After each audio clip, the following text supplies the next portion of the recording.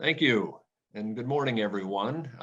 People are still streaming in, but we have a pretty tight time frame here today, and some of the panelists like to talk a lot, so I don't want to hold off too long. So we're going to get going. Welcome, everyone. My name is Skip DeRocher. I'm a partner in the trial group at the Minneapolis office of Dorsey and Whitney, and I'm also co-head of the eDiscovery practice group at Dorsey.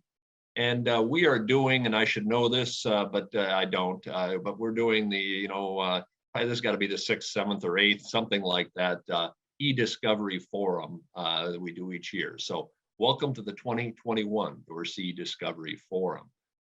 Can we go to next slide, please? I have a few housekeeping matters. The materials and the attendance form are both available for you to download from the Dorsey reminder email that you should have gotten from events@dorsey.com. You can complete that form at the email address you see on the screen. If there's any questions, please submit them using the chat function. Time permitting, we'll try to answer the questions at the end of each of the two presentations.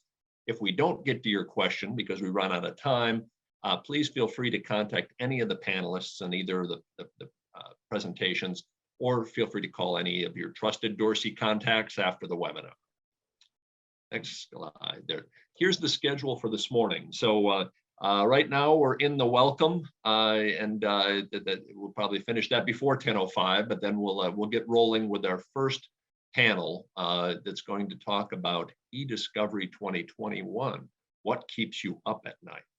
And then we, in between the first and second panel, we're going to take just a short 5-minute break and then go into the second presentation, which talks about a kind of a hot topic in eDiscovery these days, proportionality. So with that, I am going to turn this over to the first panel. It's a great panel, and I think, I'm not sure if it's Kate or Caroline that's going to do an introduction here. So I will turn it over to you guys.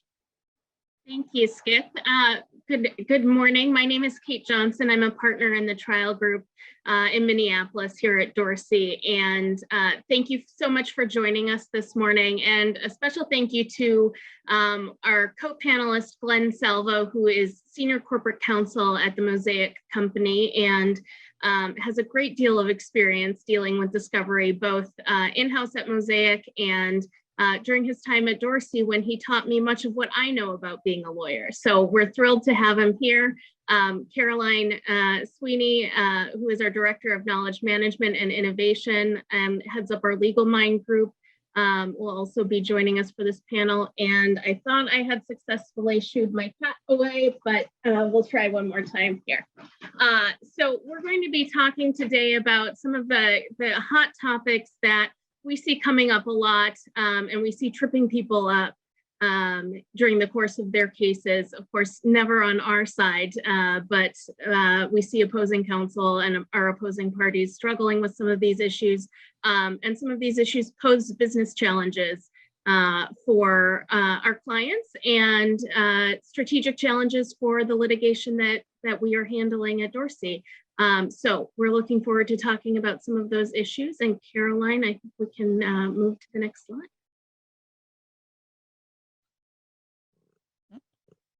Sorry. Oops, there we go. So we'll kick it off by talking about something that I think we're seeing quite a bit more of, and that is discovery with respect to mobile devices. And we wanted to share a little bit of background here with this particular case, which is actually an order in response to a motion to compel the forensics examination of a mobile phone to recover text messages. Plaintiffs were interested in recovering text messages from defendant Foster's phone for the period January 1, 2019 through December 31st, 2019. So the entirety of that year. And not surprisingly, defendant Foster expressed concern about that, saying that she thought that discovery was too broad. It would result in the production of irrelevant messages. Potentially, the messages could be obtained from other sources or other custodians. She felt it was a fishing expedition by by wanting to obtain her full phone image. And she was also concerned that it would reveal personal and private information in the text communications, which is something that we do hear from concerns expressed by custodians. In its analysis, the court went through and said, first of all, that plaintiffs had properly propounded the discovery requests for text messages, so there was no issue there. They also said that the requested messages were relevant and proportional to the claims and defenses of the case. They also noted that the defendant was still using the same phone that she had been using in 2019. So it's not like we had a change in phones and that there was potential that the text messages would no longer be available from that time period. The court also indicated, and this is not uncommon, that they wanted to see this case move forward and they wanted to get this issue resolved, and felt that they could allow for the discovery of the text messages while implementing safeguards that would protect defendants' privacy.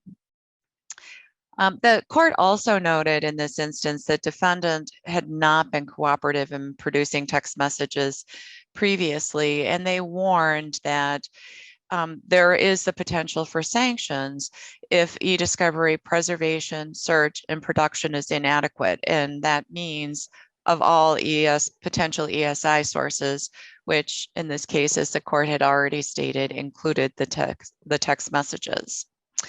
So the court went ahead and ordered a forensic examination of the phone, feeling that that was an appropriate approach to making sure that defendants' privacy concerns were protected. They ordered the parties, or the court ordered the parties, to meet and confer to identify a third-party expert who would then sign the protective order, confidentiality agreement, go ahead and image the phone. Then the parties would meet and confer again to identify search terms. The search term hits would be turned over to defendant's counsel to review. And then the forensic expert would prepare an affidavit describing the process that they undertook. The court also noted that if it was that plaintiffs would be paying for this discovery that they requested, but it was possible that that they might revisit that later if they discover that some of the text messages should have been produced earlier. So, Glenn, this is, I guess I'd say that we are definitely seeing an increase in collecting mobile devices. It's becoming kind of more typical than not in most cases. And certainly one of the challenges that is presented pretty routinely, as I mentioned, are concerns around privacy and turning over, personal texts along with maybe business communications. So I'm curious. Is that a pain point for you? Thanks, Caroline. And first, let me start by thanking the Dorsey firm for inviting me to speak on the panel today. At Mosaic, we're actually in the beginning of a process to improve our legal holds and our e-discovery capabilities. So I'm really here today as much to learn as to teach. But yeah, with respect to mobile devices, for example, we do have the capability to collect text messages, phones, even to take a forensic image of a phone if we need to, but that does require us to take physical possession of the person's phone. And that could be a disadvantage in terms of the person's work, but also most of our employees we found don't have a separate personal device. So that could be a big inconvenience in their lives. And the fact that they don't have a separate device and there's a lot of commingling, as your question suggests, presents a lot of thorny issues too. Just in terms of personal reluctance, if not legal privacy concerns. But then when we talk about our employees outside the United States, those legal privacy concerns can be very difficult to resolve, especially with as many countries as we're doing business.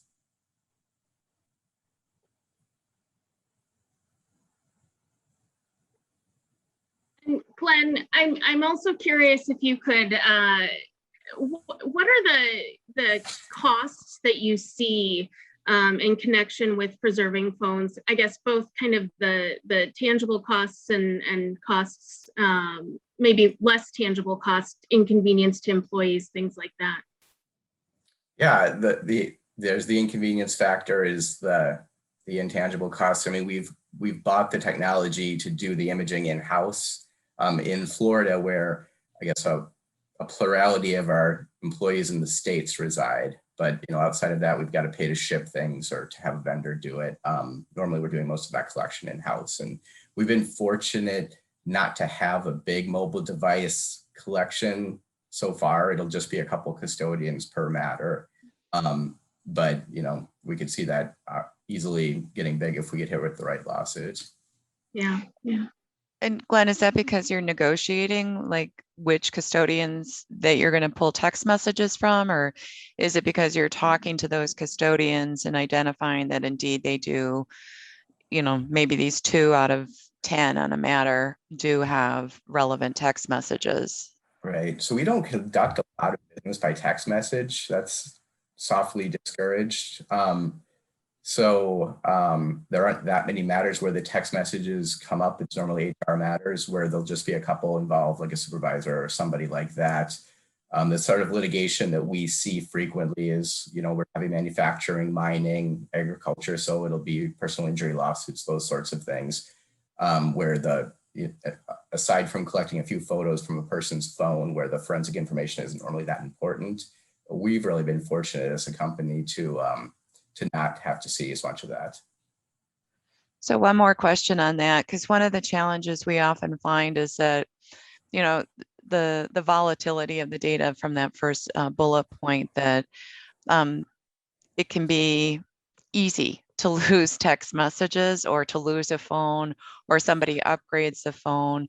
So are you, when you are collecting phone data, are you implementing that legal hold and doing a preservation via collection early, or is it something that you're waiting a little longer on because you want to hold off on that for as long as you can? Right. And that's always, so we don't have a cool IT device like journaling email or something when it comes to phones, but most of the stuff, right, are the person's instance of Office 365 for us. So all the email, all of that stuff is preserved outside of the phone. So we only need the device to get text messages or photos that are taken or other data that's stored locally on the device. And in those cases, you really have to make a judgment call because it is so volatile. If there's a chance that stuff is going to be relevant in anticipation of litigation, we'll collect, and that's the way that we preserve it. We'll collect it, we'll image it, and move forward from there. Because it is so volatile and so many different things can happen. Where a lot of times we'll rely on the custodians, we'll advise them not to delete everything. We'll do that here, but with the phones, there is that inclination to just get it and to image it because, it's no fault of the person who's taking diligent steps to preserve their stuff.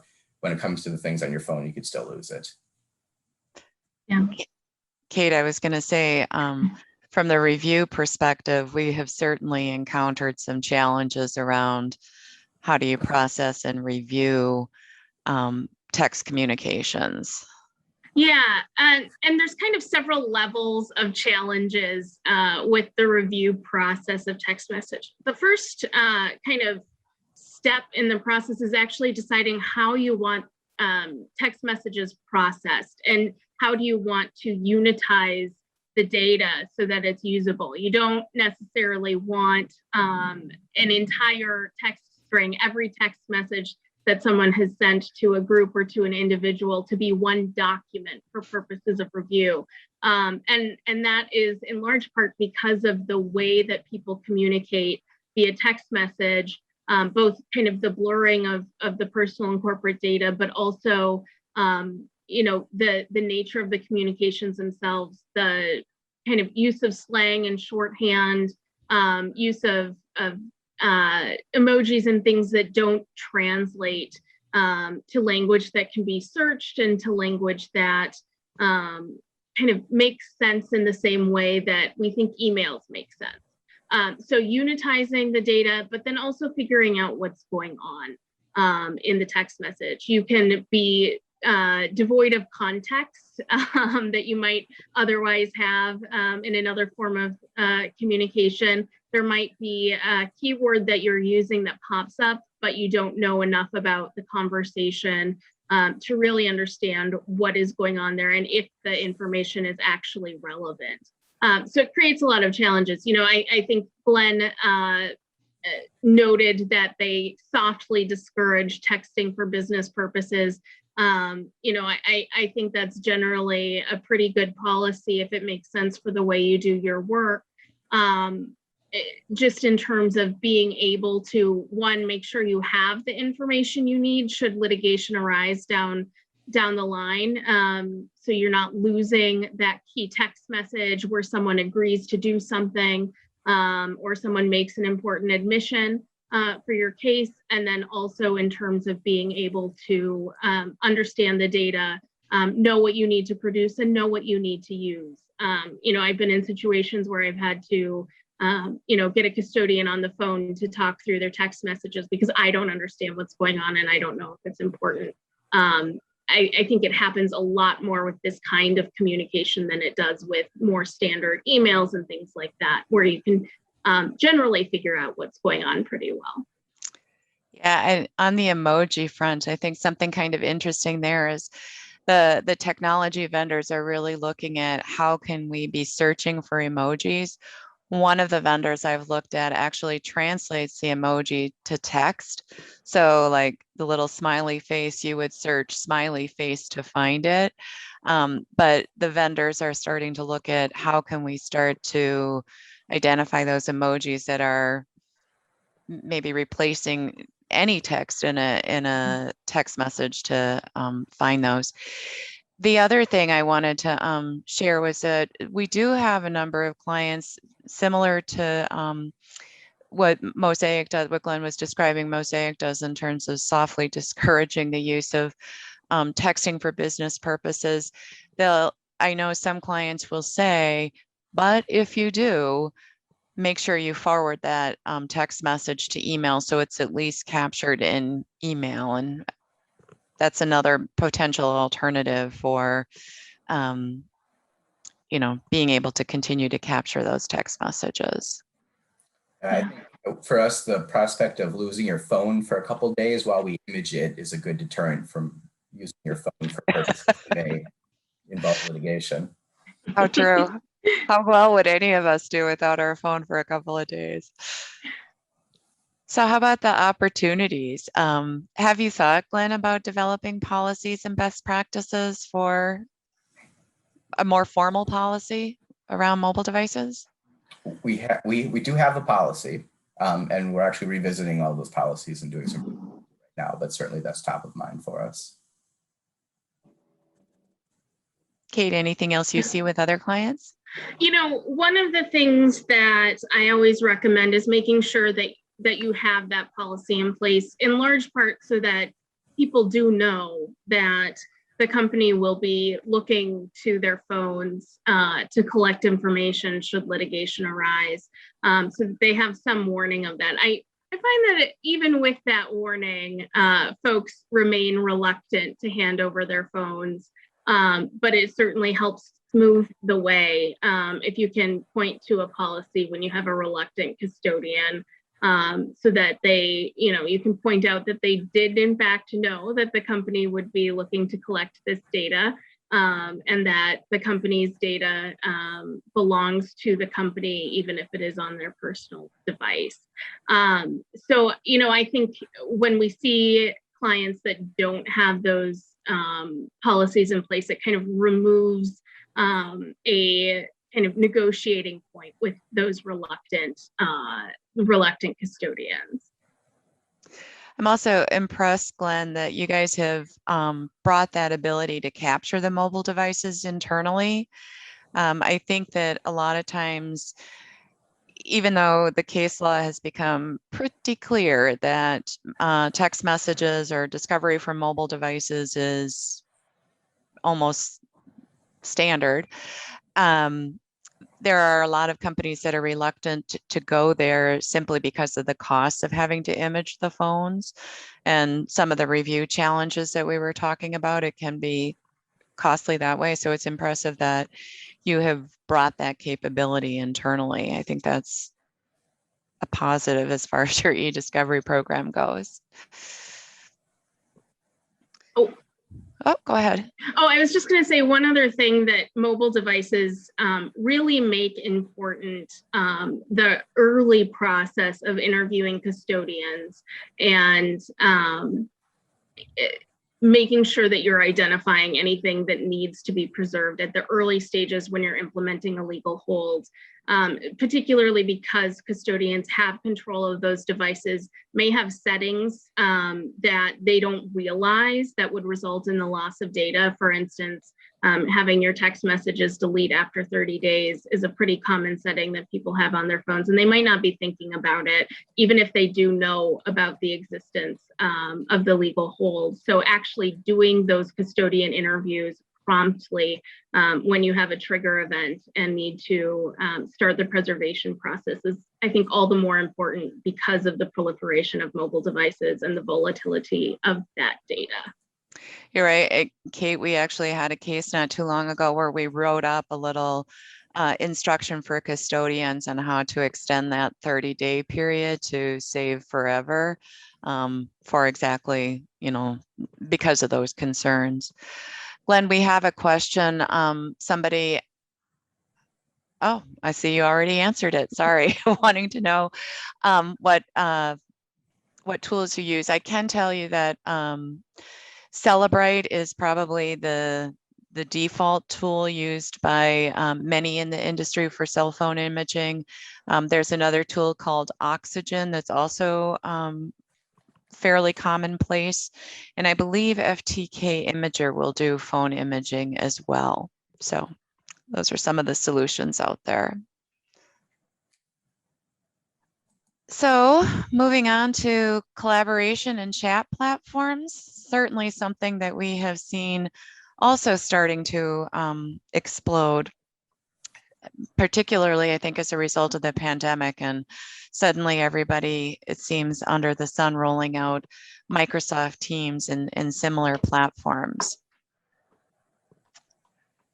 This case, Benabone versus PetQuirks, is actually a patent infringement matter, and this was a motion to compel production of Slack communications. And for those of you that are unfamiliar with Slack, it's a cloud-based business communication platform similar to like Microsoft Teams, where you can have topical chat rooms, you can have private groups, and you can do direct messaging. So in this case, the parties were negotiating the ESI protocol, and the defendant wanted to include Slack as a source of ESI, and the plaintiffs did not. So the parties conferred with the court, and the defendant brought their ESI vendor to this call. So as part of that discussion, the court concluded that Benabone's Slack messages were relevant, but they didn't have enough information on whether producing would be proportional to the needs, collecting and producing would be proportional to the needs of the case. So they ordered Benabone to go get more information and for the parties to meet and confer again on the topic. So Benabone takes the position that searching and producing Slack content would present an undue burden to them. And they presented cost information saying it was going to be close to $300,000 for them to review or to collect and review the 30,000 Slack messages that had been identified. And defendants came back and they countered with their e-discovery vendor, their expert, and they provided a cost estimate closer to $22,000. But Benabone didn't provide an independent verification of their cost estimate. They basically just, put out there, it's going to cost $300,000. And it's going to, the review would be done by attorneys at a blended rate of $400 an hour versus the expert on the other side who was saying that they'd bring in contract attorneys to help conduct the review, which is partly, I think, why the cost of the review was so much less. So the court undertook their analysis and they said, okay, there's actually no dispute here that these Slack messages are likely to contain relevant information. And the bottom line issue is proportionality. They said that the plaintiff's expert was credible and that Benebone really offered no real rebuttal to what the plaintiff's expert was saying. So then the court talked about how to limit the searches, whether it was by what Slack channels were being collected or preserved, which users as participants in the Slack communications would be identified, or which overall custodians. The court also noted the cost estimate discrepancy, saying that they thought defendants' $22,000 was low, but the estimate provided by plaintiffs of the $300,000 was certainly inflated. And the conclusion the court came to is, look, Slack messages are relevant. We can manage or focus the collection effort, the preservation effort by targeting as discussed. So go ahead, meet and confer parties, figure out what Slack channels might be relevant. And in fact, they ordered the parties to review a listing of all the different Slack channels, along with a description of what the Slack channel was, who the users of that channel were, and the number of messages in each channel. So, Kate, I know you can talk to experience with collecting from Slack, so I'm anxious to hear about that. But Glenn, like I said at the onset of this discussion, since the pandemic, we've really seen an explosion in the deployment of platforms similar to Slack, like Microsoft Teams. I know you guys have deployed that. I'm curious, how do you go about making sure that your e-discovery process, so your ability to implement a litigation hold, is considered when you're bringing in and then deploying some of these newer technology platforms, which for some have really proven to be a challenge to then conduct e-discovery against? Right. Nope. That's a good point. And, you know, I should mention the name of this presentation is What Keeps You Up at Night. Benebone is a party here. What keeps me up at night is a 10-week-old and we shove Benebone in its mouth. So that's kind of fun. But yeah, we don't use Slack. We use Teams, which is, you know, more easily, I think, integrated into everything as a Microsoft product. But we do have lots of different chat apps, data collecting apps, accompanying most of our enterprise systems now. And that's part of the analysis that has to go into anytime we get a new, I know some of our records retention person and our IT people are on and listening. So folks, every time we do bring on a new system, that's one of the things that we have to think about is how does this link up with records retention? How does this link up with if we have to place a legal hold? Because, you know, outside of the Microsoft, which when we're using like a compliance center product, you know, the Microsoft stuff is easier, but outside of that, how do you do all these systems, your enterprise content management system, all of these different chat apps and all these other random places you can find data. You know, we do a lot of work right now with next gen mining, machine learning. And so we've got all sorts of different apps, some of which were custom designed for us that are storing data. It's unlikely that that data will be relevant to a lawsuit, but you never know. You have to have that capability. So that is part of the process when we're bringing on a new software product that's going to be storing data, is to consider how does this link up with records retention? How does this link up with the possibility that we might have to produce this at some point? And I think you said that you have found it relatively straightforward to be able to collect from teams. I know that in other cases, we have run into some challenges, and I think, Kate, you can probably speak even more directly to that. But so I'm just curious about those challenges when it comes to doing the actual collection. Sure, and Kate, I'll go first here to say, I think we've started teams recently enough, right, in the last year that really we haven't had to pull from it for lawsuits, to my knowledge, yet. But we have started looking at the legal hold challenges. So we're still a custodian mentality when it comes to preserving data. And so, you know, we have the different IT tools to help us with preservation as kind of a backstop, but primarily we tell the custodian of the data, here's a memo, it explains what we're preserving and why you need to preserve your data, and then we confirm that they understand what they're supposed to do. Well, with these collaboration platforms like Teams, it's not always, I think, in people's minds that they're, even if they set up the site, it's always in their minds that they're the owner of that site, that they're the custodian of that data. So if there's 5 or 6 people collaborating on a site, none of them may think about that data in terms of what they're responsible for preserving. And so we have to do a little bit more front-end interviewing, a little bit more thinking about where else could you have data? Where else could you have data? I've discovered, for example, that groups would be using email addresses of a group rather than an individual for certain parts of our business.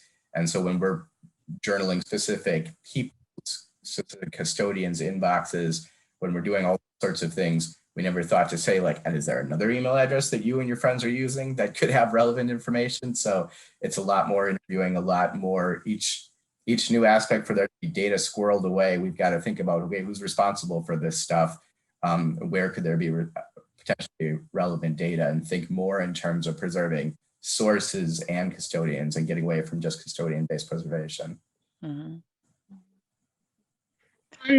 On the kind of collection side and subsequent review side, there are a number of challenges involved in collecting this data. One is that these kinds of collaboration platforms are evolving so rapidly and developing so quickly that the tools we have to collect don't always keep up with that, and the developers don't always think about the challenges of electronic discovery when they're developing a tool for people to collaborate. And so making sure that we have a tool that can accurately capture the data is sometimes a challenge.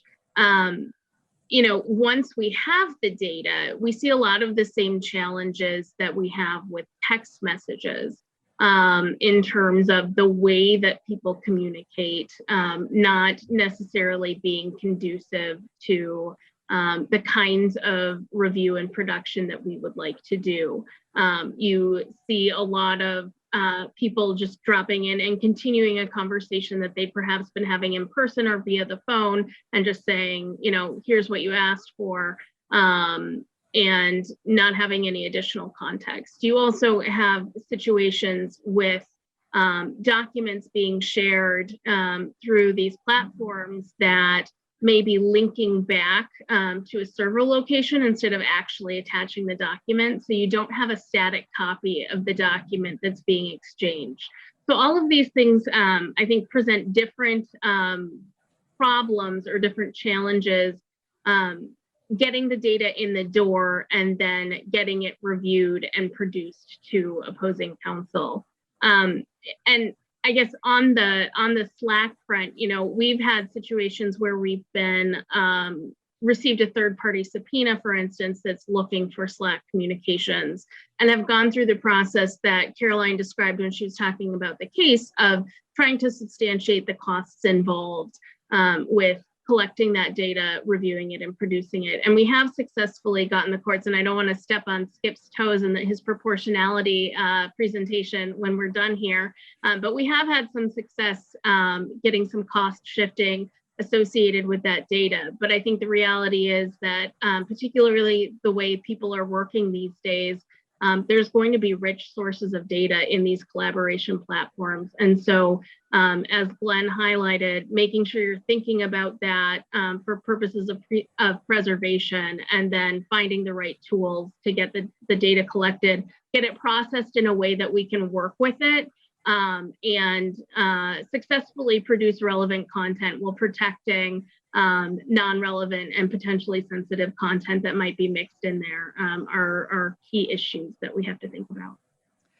I just wanted to make two additional points, Kate, what you were talking about here with respect to the linked documents, that sometimes the attachments are stored separately, and that is true, I think, in Teams, I believe, with the shared channels. And we had a matter where we had to, go back and separately collect the attachments, but there's nothing that connects the communication to the attachment. So it was a manual process to do that, unitizing or develop or assign those family relationships, which, as you can imagine, increases the cost of the review. So that's just something to be keeping in mind as you're thinking about that. And I remember early on, we had a case a couple of years ago with Slack where the cost of the collection, it was dependent, I guess, similar to Microsoft Office. If you don't have the compliance and e-discovery center, it can be more challenging to collect. And with Slack, it also was dependent upon what type of contract you had with the provider that determined your ability to more effectively or to easily be able to collect communications from that platform. So I guess back to the beginning of our conversation, when you're looking at deploying these platforms, making sure that you're also contracting for a version that enables e-discovery, I think is important. And then my other point is just like, and that goes back to what the court said here in the case, just like text messages, the communications from these platforms, they are valid sources of ESI, and it's not something that we can ignore as much as we might want to. And I have heard from clients that they have custodians who don't understand that their chats are discoverable, and who think that data is not being preserved. And it is possible that the company has, policies set that they don't centrally maintain that data, but it may be available, for instance, on an individual custodian's computer. So making sure that people understand, much like 10 years ago, we were trying to, sorry about the cat, trying to get people to understand that their text messages were discoverable, and we still struggle with that sometimes. Making sure that people understand that the data from those collaboration platforms is also discoverable, and so they're not using it as an opportunity to say what they really think, and keeping that out of the emails. Well, you're probably not doing any good by doing that. So really important to make sure people understand. And on to our next topic, and this is one that's actually kind of near and dear to my heart, around early data assessment, developing ESI protocols, and overall cost management. In the case that we're going to talk about here, FPG versus Pizzerati, which is actually a construction case, something near and dear to Kate's heart, not a pizza case. At any rate, again, this deals with a motion to compel regarding compliance with discovery demands. And this had to do with construction of residential townhomes, and is not unusual in a construction matter. There were construction delays. But the specific discovery scope, or dispute rather, concerns the scope of discovery. And essentially here, the parties couldn't agree upon search terms and the cost of production and the burden of conducting the production.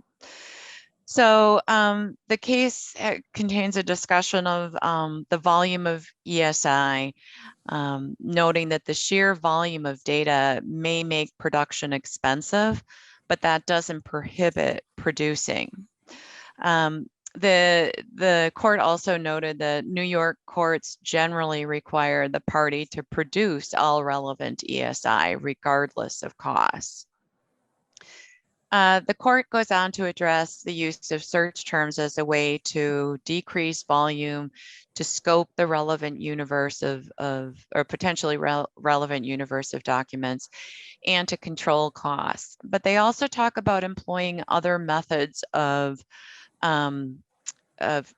uses of technology to scope that relevant universe.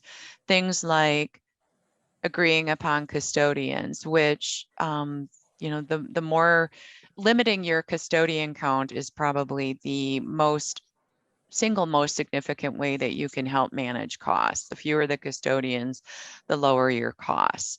The court also talks about employing date ranges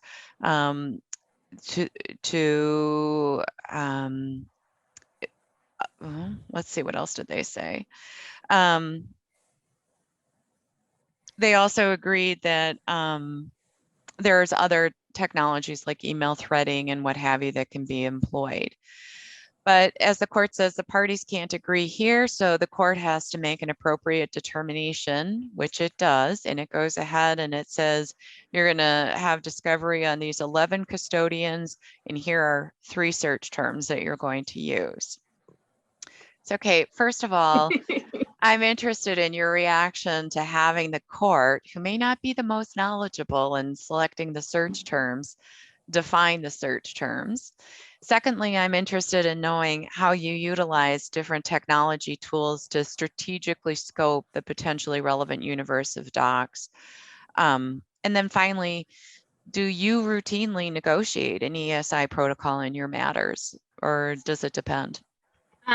So you've given me enough questions for an entire hour, so I'll try to be succinct here. Getting into a position where the court or your arbitrators have to decide what search terms you are going to use is never a good place to be. I think ideally, if you are going to use search terms, and we generally do, it should be a process where you identify potential search terms and then test the efficacy of those search terms and make sure they work. But also ideally, we'll be in a position, so we use continuous active learning to guide our reviews, and often find ourselves in a position where we believe we've located all of the relevant data and we should stop review, but we still have search term hits. So two issues really with putting the decision about search terms into the hands of the court or your arbitrators. One, how do they know what a good search term is? And 2, are you getting yourself into a position where you are in fact going to be reviewing more documents because you have a court order to review or produce everything that hits on a set of search terms that might not be particularly well tailored? The 3 search terms also gives me a little bit of heartburn, I think, and maybe it was a very simple case and those 3 search terms are appropriate, but I rarely see a situation where we can rely on just 3 search terms. So it might be a further indication that the court was perhaps not the best party to make that decision for the litigants in that case.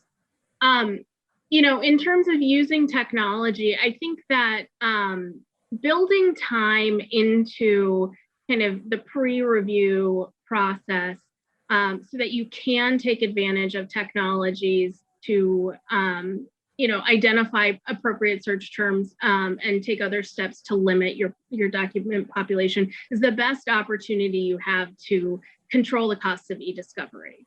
And so, in-house at Dorsey, we use a variety of techniques. We use continuous active learning. We do sample sets. We test search terms by doing sample sets of documents and seeing how effective those search terms are at finding the relevant documents.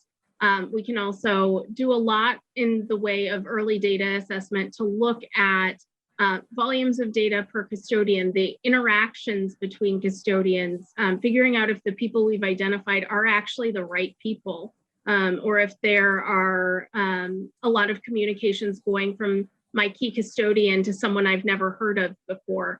Those are questions that I want to ask to make sure we're getting the right data.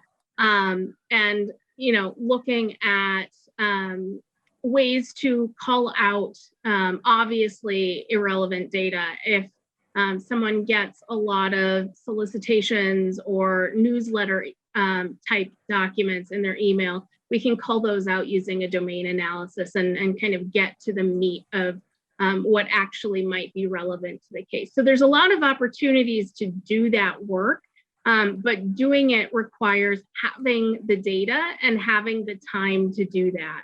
So really highlights the importance of getting things going as soon as possible to get the data collected so that we can do the work of trying to narrow what we need to do and have the opportunity to negotiate with opposing counsel and reach a ESI protocol that takes into account those items. So the more time you have to do that work, the more you can put into an ESI protocol limitations on the scope of discovery that you've agreed to, agreements as to the approach you're going to take to discovery, whether it's pure search terms or using other adaptive technologies to help you locate relevant documents and really agree up front to those things so you're not fighting down the line in court and finding yourself in the position of the court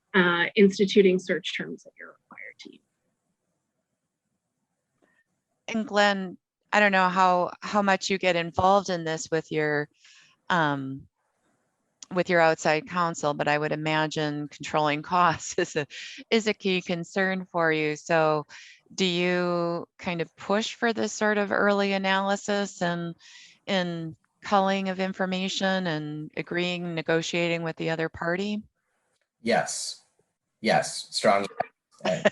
As Caroline knows, I've called her on the phone to check the work of some of our other firms because I've seen things that, for example, we saw an estimate for discovery in a dispute, which was larger than our law department budget for the year. Which was basically, we've identified 40 some custodians, give me their computers and we'll search them with associates in a room. Maybe they were going to print out the documents and flip the page, I don't know, but it didn't look good. So yeah, what we need to see from our outside counsel that they know what they're doing, that they have strategies to reduce. And, you know, if necessary, I'll go custodian to custodian and sit with them at their computer and say, show me where your stuff is and collect it that way. Still developing the ways to do that from behind the scenes. But, you know, controlling the amount that goes to outside counsel, that goes to the vendor that we have to pay to host, that we have to search through, whether that's with some sort of continuous active learning or whatever tools we use to facilitate the search, it's still expensive. And so, you know, the more focused that we can be and careful about catching the relevant information, the proportionate information, but nothing more, you know, the better. That's so important on the front end to save money in the back.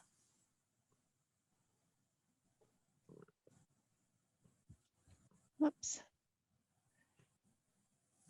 I guess here, I think Kate, you've already kind of talked about some of this in terms of the opportunities, or both you and Glenn have. One other point, I think, is the metadata privilege log. I know privilege logs often can be expensive and time consuming, because they can be time consuming to generate.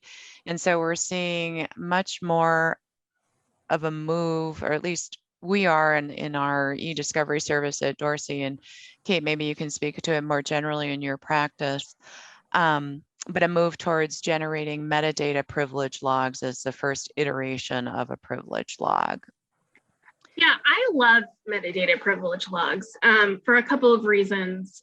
One, they're a lot easier than doing a standard privilege log. But when I'm reviewing a privilege log I get from opposing counsel, I tend to not spend a lot of time looking at the descriptions that have been written and spend a lot more time looking at the metadata to get a sense for if things are being inappropriately withheld. The descriptions drafted by counsel are often not very helpful in figuring out what the document is actually about. And in fact, oftentimes the subject line of an email will be more helpful in figuring that out than whatever counsel has come up with on their own. So I tend to think that that is the information that, at least as a starting point, I want to look at. I think it doesn't alleviate the requirement of doing a fulsome privilege review and taking the steps you'd normally take in the privilege review to make sure you're not over withholding documents. But I think it can be a really helpful way to, one, speed things up, to get the information that you really need to assess things. And then if you need to follow up on specific documents, you need more information, do that. So one of the things, and on the screen, you'll see some sample ESI protocol language that we use and recommend for a couple of different scenarios. One is the metadata privilege log, outlining what kinds of information need to be included on that log. So that is something that if you can get opposing counsel to agree to, can be really helpful. I will note that if you don't have agreement to do a metadata privilege log, you are very likely to run into trouble if that's what you do and opposing counsel objects. So getting that into the ESI protocol is really helpful. A couple other things that we run into that we think are really important to include in an ESI protocol are just what we've been talking about, using the technology that's available to focus what you're looking for and what you are reviewing and producing. So we've included some language there, and then making sure that we have the flexibility and there's no dispute that we have the flexibility to stop review at a time that we think is defensible using the technology we have available. So we've included some language there that is specific to the continuous active learning approach that we use and technology we use. But we have run into situations before where opposing counsel has argued that once we've agreed to search terms, we have to review everything that hits on those search terms and we can't use additional technology. So we like to be clear up front that that's what we're going to do. We'll defend it if you disagree. We'll give you the data that shows that this is a defensible approach, but making sure we have the agreement to that up front can avoid a lot of headaches down the line. So next topic that I'm sure keeps people up at night is the potential for sanctions. And I'll go through this case a little bit, this case a little bit more quickly, I hope, so that we can wrap up these last few slides in the last 10 minutes. This was a motion to dismiss pursuant to Rule 37 for failing to comply with the court order to produce ESI. They refer to JSA, Junior State of America Foundation, which is a youth organization designed to educate high school students in government. And they basically do like role playing as participants in government. The plaintiff in this case was Daniel Edwards. He was a high school student, and there was a named defendant, an additional named defendant who was later dismissed by the name of Cole Harper, who was also a high school student, and both Edwards and Harper were participants in this junior state program. The case concerns Edwards' complaint that Harper sent inappropriate Facebook messages to him. And they complained to JSA, who undertook an investigation. JSA searched searched Harper's phone and didn't find any text messages or Facebook messages that Edwards claimed he had received. Edwards provided some partial screenshots of some of the text communications or Facebook messages, and the JSA noted that they didn't provide metadata with those screenshots. So they didn't have information like the date and time that the messages were sent. So it was difficult, or made it more difficult for them to try to locate those communications on Harper's phone. Eventually, JSA just dismissed the complaint due to insufficient evidence because they couldn't get any more information from Edwards on the specific Facebook messages. A few years later, Edwards went ahead and filed a lawsuit in the Northern District of Texas. Interestingly, Edwards kind of went through a series of attorneys representing him in this matter. But the key issue was these Facebook communications, and there was discussion around the need to properly authenticate the Facebook messages. JSA requested that the Facebook messages be produced to them in HTML format. They wanted the communications, they were very specific in their request, communications between Edwards and Harper for a specific time frame. And the reason they wanted the HTML format was because that they would then get metadata for the purposes of authenticating these messages.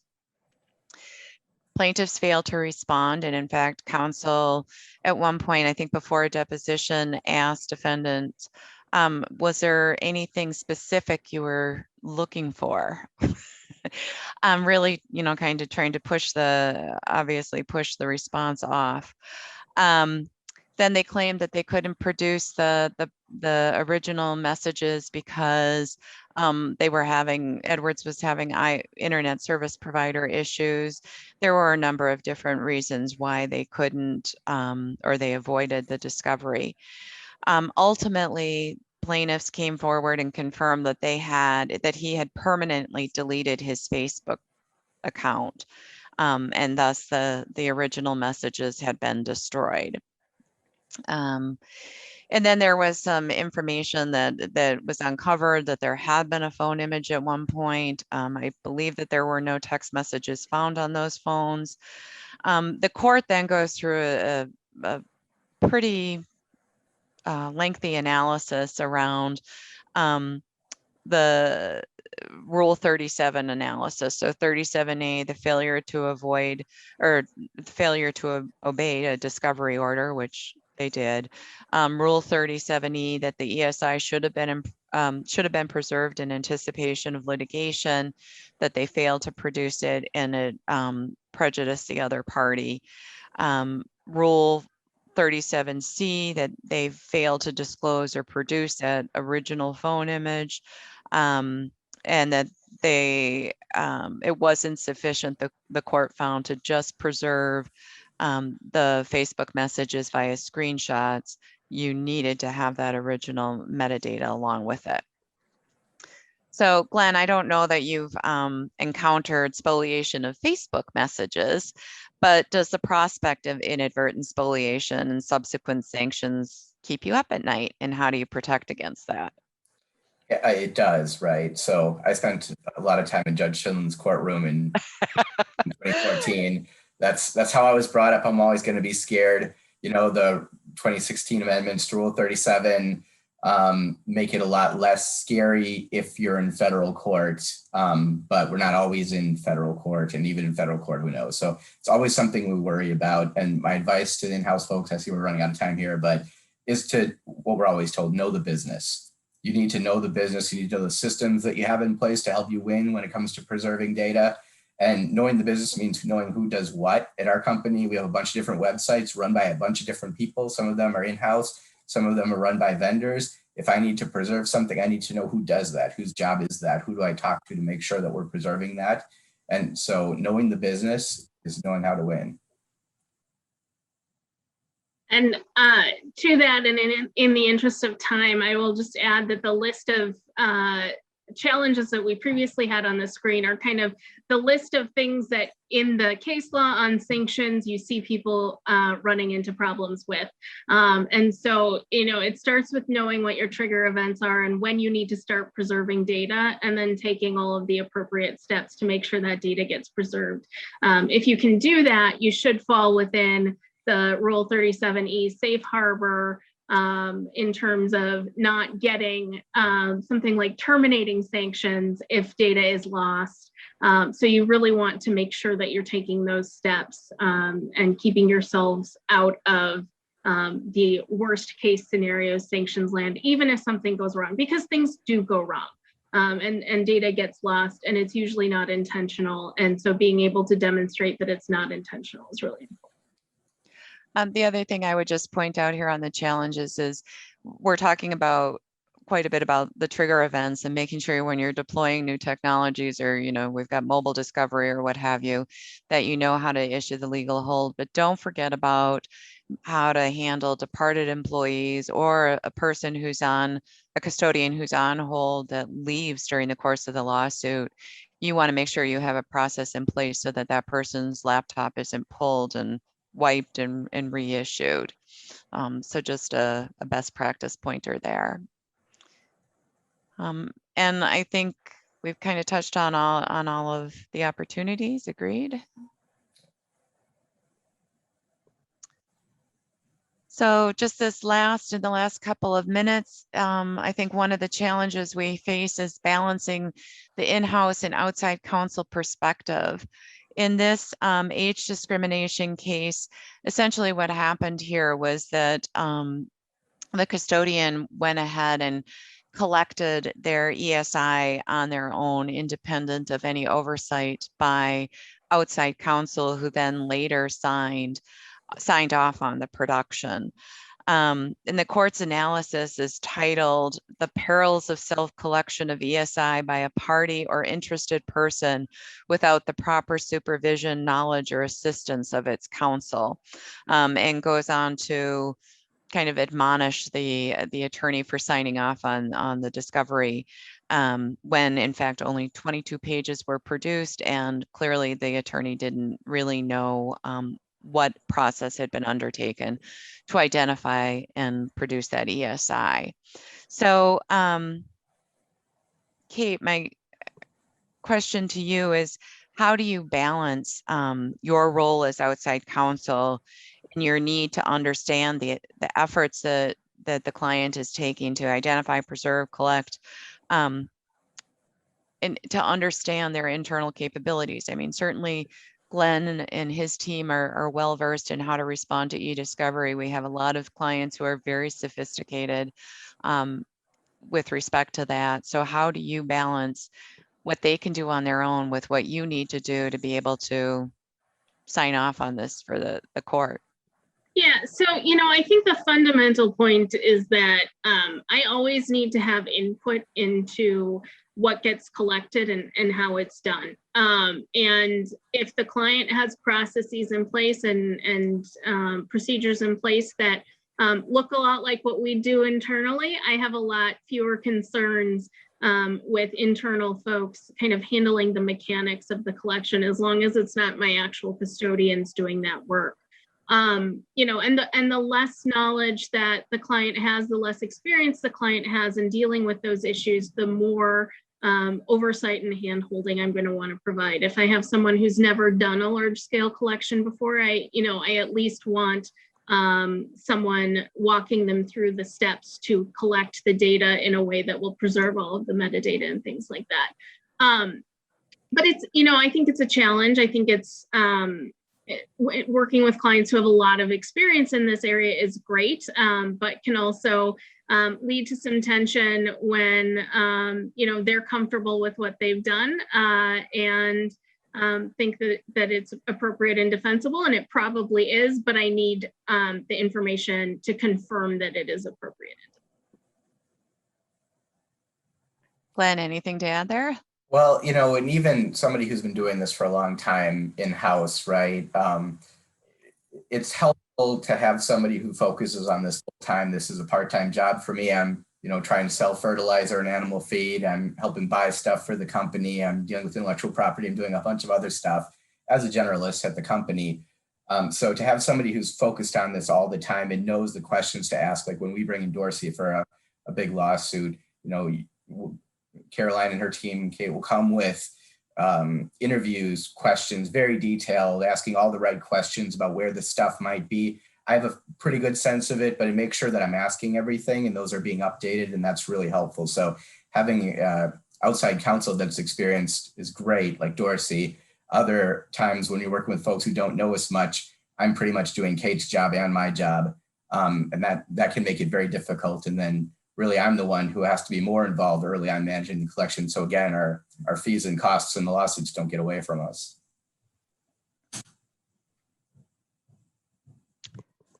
That's it. Mhm. Thank you very, very much. It was wonderful to have this conversation with you guys. So thank you. I appreciate it. And I think we're on to the next panel.